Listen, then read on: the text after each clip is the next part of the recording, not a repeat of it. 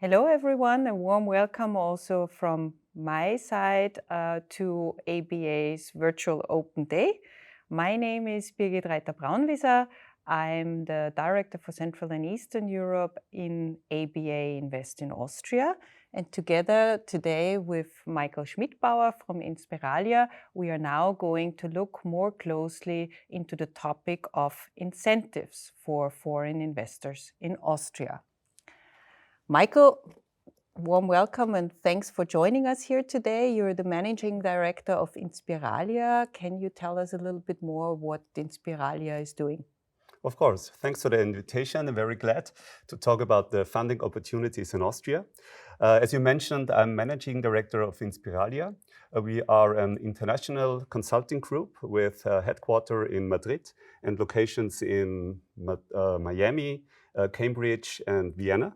And I'm responsible for the national business in Austria.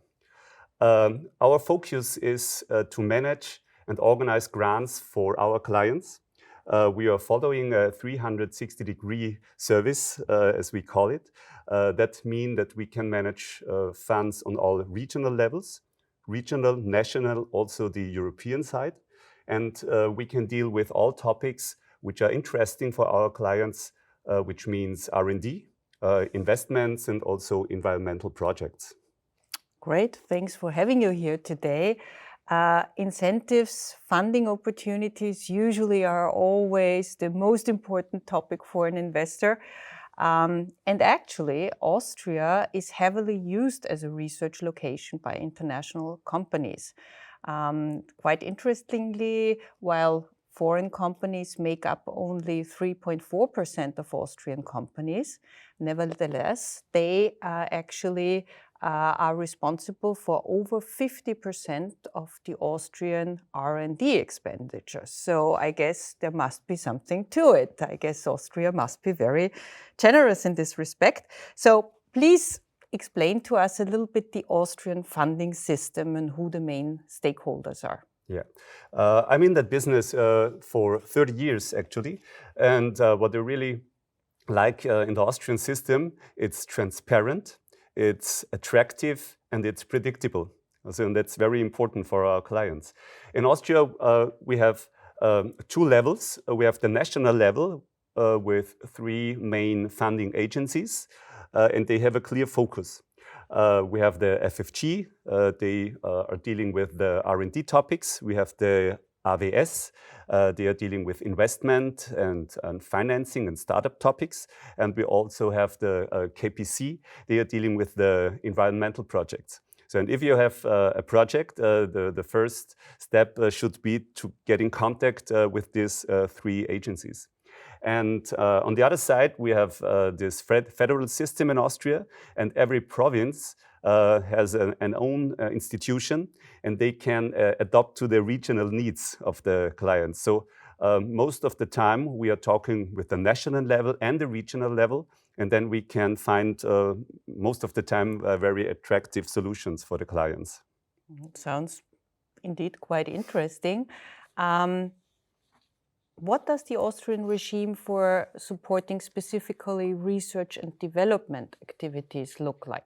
Yeah, that's very attractive, and I think it's unique in Europe because you have two possibilities for every project. You can first head for direct incentives. I mentioned the FFG. Or the regional levels. There you can get grants and fundings up to 70% for R&D. For instance, Austria has went up with the budget, nearly double the budget from last year to this year. For 2022, we have a budget of 1.6 billion euros. And in addition, you can get indirect incentives from the state. It's a tax-free premium of 14%. And normal, for instance, in Germany, you can get the one or the other. And in Austria, you can get the one and the other. So in most of the cases, we can organize funds for R&D activities up to 80%, which is a quite huge number. So That sounds really very attractive indeed. So if you compare here Austria with other European countries, how does Austria fare? Yeah, we can be very proud of our system, I think. We have a top 3 place position in Europe. And we are much better, for instance, than Italy or Germany. Only France and Belgium have more budget for R&D activities. And on the 3rd place, as I mentioned, we have Austria. So I guess that explains why so many international companies also use Austria as a research location. Let's turn to specific projects. What are the main criteria to get your project funded? Do you have any special tips for founders? What should they actually look out for and take into account when applying for R&D incentives in Austria? Yes, there are some main criteria to get funded.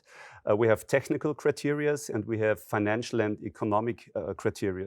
The most important thing is that the project shows technical risk and technical innovation.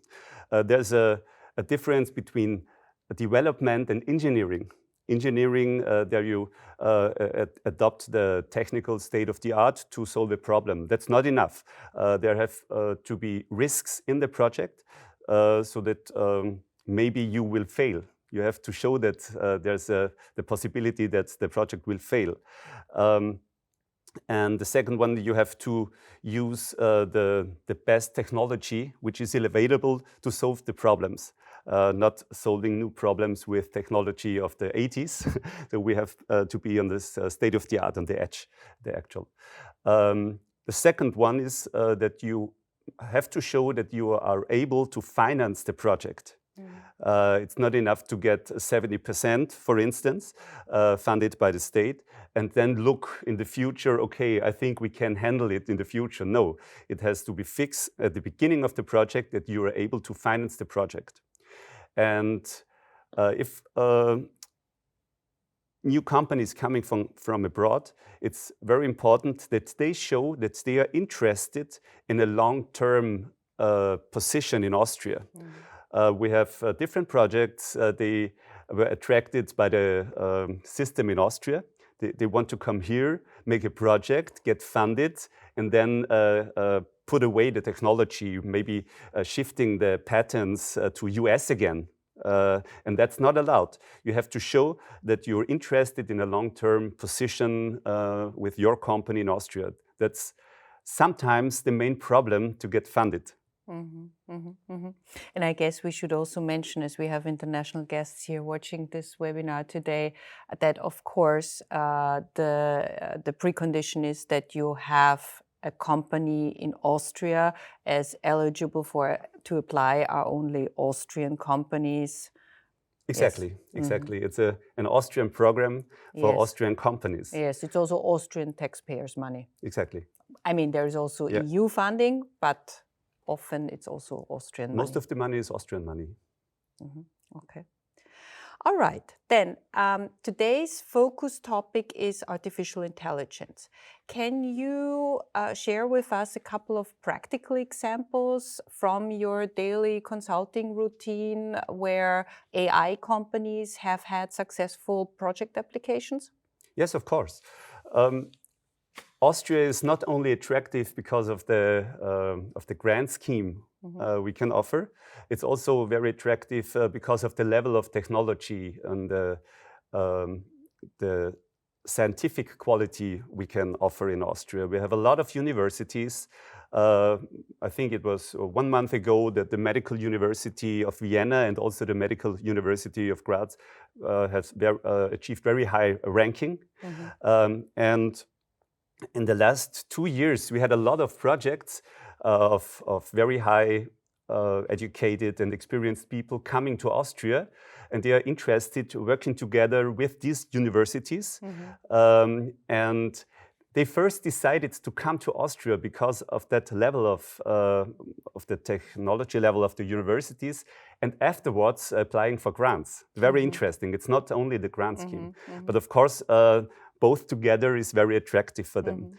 And for instance, there's a a Dutch company. They are working together with the Vienna hospital, the AKH, and it's a very interesting system. I think the doctors, the surgeons, have good ideas, but they don't have the money and the time to develop it on their own.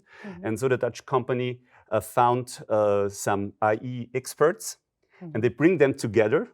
And so a new topic and new solutions can be made. And that's very interesting. And we were very successful, I hope I can say. We can manage that 70% plus the tax premium plus the investment grants for them for their investments here in Austria. We have also an example for a company. They are looking at the retina inside the eye, and out of video and image processing, they can realize if there is something wrong. So we also together the expertise out of the medicine and the expertise out of artificial intelligence together with that video and image processing, and so new solutions can be developed. And also funded and granted very well on the Vienna level, on the national level, and I think in the spring this year also on European level. They are very successful. And also that's very new, a company coming to Graz, and they also are making video processing and analyzing out of blood. And they can, for instance, realize if you have a heart disease, only of image processing of the structure of the blood. So very, very interesting. These were now all examples from the life science sector. Yeah. Are there also from other sectors? Of course, of course. We have actually, I think in the last jury meeting of the FFG, a topic where a company, one expert, he's dealing with FX analytics. It's foreign exchange, and he's very successful in predicting how will they develop. But it's only in the past it was only his work, looking at the charts, looking at the numbers, the balance sheets, and all that stuff. And now he's together with also an AI expert, and they get granted in 2 weeks. 2 weeks ago. It's the same solution and the same picture as I told you before. Or for instance, Go Student. It's one of the unicorns in Austria, and it's quite a simple business model. They try to find tutors for pupils and students to help them learning and reaching their goals. And they were also looking how can they improve their processes through AI in searching, finding tutors, the right tutor, the matching the right tutor with the right student or the right pupil. And otherwise it won't be possible for them to scale up. So they are using AI to have a huge scaling process, and they are quite successful through AI. Otherwise it won't be possible. Very cool. Can you perhaps nail that down a bit further in terms of numbers and showing a concrete calculation example? Yeah, finally, always the numbers are very important, of course. Money, that matters, as we know. Let's take an example, maybe. I want to show you a cost structure for a typical example. We had this structure many times in the past. With personnel costs of maybe 300,000 euro. That's approximately 3 to 4 full-time equivalent persons for 1 year. So it's not much, but it's the full load. It's the gross salary plus the non-wage labor costs. Exactly. And then they are using their facilities. It costs about 50,000 euro in that example. They have to use materials. for prototype or something like that. And they typically also use external expertise from university, from other AI experts, for instance. So we have in total 500,000 euro on costs, and you can add 25% of overhead costs to the first three positions of the cost structure, to personnel, to user facilities, and also to material. And so for that example, you will have project costs of 612,000 euro. Additionally, maybe this company has to invest in building, in machinery, in logistic, in IT, of course, server, software, for instance, 500,000 euro. There we have a lot of possibilities to deal with such kind of project. First, we will apply for the R&D grants, of course. Typically, the FFG, as I mentioned before, it's the main funding agency for R&D activities. You will get there as an SME or as a startup 70% of funding, 70%. But not all is free cash. We have a cash ratio of approximately 30%, so that would be 180,000 euro. And in addition, a loan of 40%. You will have to pay it back in 4, 5, or 6 years, but you don't have to take a personal liability for that. Okay, we will talk about that afterwards. So you can get 70% of funding for that project. For the investment part, you can get about 20%, which would be 100,000 euro. And in addition, as we talked about that before, you can get that 14% tax-free premium. You will get it for the whole R&D project, and you also will get it for the investment. Because if you are using an investment in the next years also for R&D activities, you can get the 14% tax-free premium in the first year. And so in total, for that project, you can get 633,000 euro of funding, which is, I think, quite attractive. Yeah, especially also looked at it from the perspective of an international founder. He doesn't have to give away shares. He gets this as funding for his project. Yeah, yes. Wow, very cool. You're right. The Austrian state is acting like an investor. Yeah. Because he won't get any shares, as you mentioned. Yeah. He's funding 80% of the project. And to talk about the loan, if you fail in your project, you cannot manage the technical risks. Yes. Then you can switch to a grant. You don't have to pay it back. Wow. If you're failing it due to technical risks. Very impressive.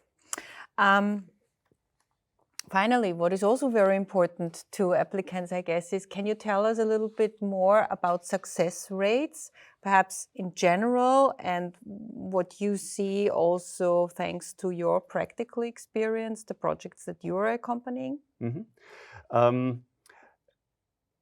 I have to repeat it. I really like the Austrian system because it's transparent, it's attractive, and it's very predictable. All the agencies are acting on specific programs, and there you can see the criteria, how they decide in detail. And if you're used to work with that programs, and I'm doing that for nearly 30 years, then you get a good feeling if we have a chance to be successful or not. We're putting a lot of effort in the validation process, it's called in our company. So we take a close look at the projects. We invest sometimes 1, 2, maybe 3 days to be sure to have a good chance to be successful. We have 4 typical business units. We are dealing with the investment grants. There we have 95% success rate. We have dealing with the environmental grants, also 95% success rate. The tax incentives, the 14 tax-free percent also 95%. We are doing that for now 10 years, and we are very experienced in that field.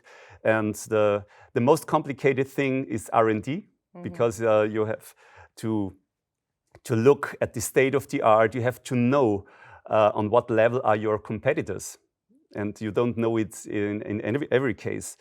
So in that field, we have 85%. In this year, we are very proud. We have 95% actually, because we are only facing one rejection actually due to commercial topics. And normally we are calculating with 85%. So it's very predictable. That's very important. But I guess, especially when you do it for the first time, it's good to have an advisor, a consultant who helps you do all this and who, as you also pointed out at the beginning, really validates the idea and gives kind of an assessment whether or not how good the chances are in being successful, right? Yes, I do think so. A lot of people compare it with a jungle, the system of grants, because you cannot see all the risks and the dangerous things. So I think if you're just starting with such project, you should talk to a consultant and to experts. Well, thanks, Michael, for giving these insights. Thanks everyone for joining today our webinar. You have gotten our contact details. Michael, on behalf of Inspiralia, and I, on behalf of ABA, certainly would be happy to be in direct touch and to answer any concrete inquiries, whether you send us an email or whether you want to schedule a direct call, anything's possible. And we look forward to hopefully getting many interesting research projects that you'd like to implement in Austria. With that, I say thank you, and let's be in touch.